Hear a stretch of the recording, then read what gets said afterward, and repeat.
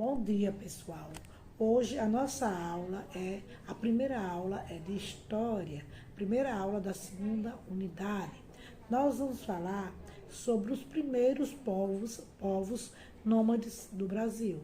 São nômades. Nômades são pessoas que não têm moradia fixa. Os primeiros povos que se tem notícia no Brasil viviam num território cuja fauna e flora eram completamente diferentes das atuais. Isso porque o clima era diferente, chegando a ser bastante seco e frio. Por isso, a vegetação era predominantemente de campos, cerrados e caatinga. Nesse período, havia mastodontes, tatus gigantes, do tamanho de um carro pequeno, preguiças gigantes que possuíam o tamanho de elefantes e não se dependuravam em árvores e etc., que eram caçadores por esses povos para que pudessem se alimentar. Ao lado vocês estão vendo os desenhos desses animais. Depois veio um período com seca ainda maior. Foi quando os animais de grande porte maior foram se extinguindo, porque não conseguiam se adaptar. Esses povos eram nômades, não tinham uma moradia fixa, ou seja, não se fixavam num local. Ora utilizavam cavernas como abrigos temporários, ora construíam tendas com madeiras e cobertura de pele de animais em campos. Alimentavam-se da coleta de frutos e da caça de animais. Há indícios de que esses povos utilizavam instrumentos rudimentares, feitos com pedra, para realizar diversas ações, como cortar, raspar e bater. Ao lado nós temos as pinturas rupestres. Vamos lá, na outra página, na 45. Parque Nacional da Serra da Capivara, Piauí. No Brasil, os vestígios mais antigos desses povos estão localizados nos sítios arqueológicos na Serra da Capivara, na região de São Raimundo Nonato, no Piauí. É possível encontrar em cavernas milhares de pinturas rupestres, feitas com tintas obtidas pela mistura de óxido de ferro, cera de ouvido e etc. Acredita-se que essas pinturas rupestres tinham para esses povos um significado mágico e religioso, para que o alimento não faltasse quando saísse para caçar e pescar, pois há predominantemente figuras de animais quadrúpedes, tem 4 patas, né? Aves, répteis e, em menor quantidade, peixes. Pintavam com dedos e pincéis feitos com fibras e espinhos para os traços mais simples. Além desses, há também os homens de Lagoa Santa, cujos vestígios foram encontrados em grutas situadas na Lapa Nova, no Magné, na região de Preciosa, informações na região de Lagoa Santa, próximo ao Rio das Velhas, em Minas Gerais. Essas pinturas nos dão preciosas informações de como era a vida cotidiana desses humanos. Nos Campos do Sul, há vestígios da existência dos homens de Umbu.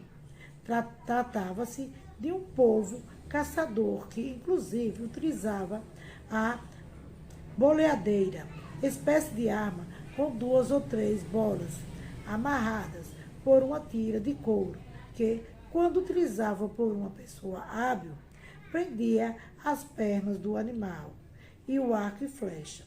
Já nas florestas do sul, também havia os homens, o Maitá. Era um grupo diferente porque não conhecia o arco e a flecha. Alimentava-se de frutos silvestres e não tinha tanta habilidade como os homens de Umbu, seus vizinhos. Sabemos que a comunicação na pré-história era realizada de forma diferente dos dias atuais. Aqui eu tenho uma imagem de uma pintura rupestre. O que a imagem representava? Representa desenhos pré-históricos de pessoas caçando animais. Esse desenho é em que locais, em geral, são encontrados desenhos de pinturas rupestres nas paredes de cavernas. Como classificamos essas pinturas? Pinturas rupestres. Vocês vão ler a atividade, vocês vão ler a atividade da página 46. Primeiro, leia o texto e depois desenhe como você imagina que era a fauna e a flora do território brasileiro na época dos primeiros povos que se tem notícias. Aí eu vou ler para vocês, mas vocês vão ler outra vez em casa. No Rio Grande do Sul, cientistas descobrem toca pré-histórica de preguiças gigantes. Olhando as preguiças de hoje, pequenas e vagarosas, habitantes do alto das árvores, fica até difícil acreditar, mas no passado existiram preguiças gigantes, com até 3 metros de altura, que escavavam túneis no chão para se abrigar. Conta outra. Você pode estar pensando, pois saiba que cientistas brasileiros descobriram uma dessas tocas e contaram à ciência hoje das crianças detalhes do que viram por lá. A descoberta aconteceu na cidade de Erechim, no Rio Grande do Sul, durante uma obra para a construção de uma casa. Funcionários encontraram um misterioso buraco na beira de uma encosta. Intrigada, uma moradora da região pesquisou na internet e acabou encontrando a página do projeto Paleotocas, dedicado ao estudo de túneis construídos por animais pré-históricos. Entrou em contato e pediu que os cientistas do projeto fossem até lá. Bingo! Era mais uma paleotoca brasileira e das grandes.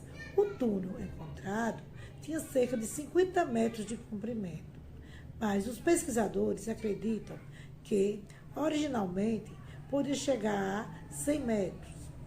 Nem preciso dizer que ficou todo mundo curioso para saber quem o havia escavado no chão. Somente 2 tipos de animais extintos construíram esse tipo de abrigo: os tatus gigantes e as preguiças gigantes, explica o geólogo Henrique Frank, da Universidade Federal do Rio Grande do Sul. Excluímos a possibilidade de terem sido tatus, porque eles não cavavam buracos daqueles tamanhos. Então, só podia se tratar de uma toca de preguiças gigantes. Na página 47, Aventura Perigosa. Vocês vão ler e vão responder. Na próxima página, temos a continuação do texto. Vamos lá? Aventura Perigosa. Explorar essas paleotocas não foi nada fácil.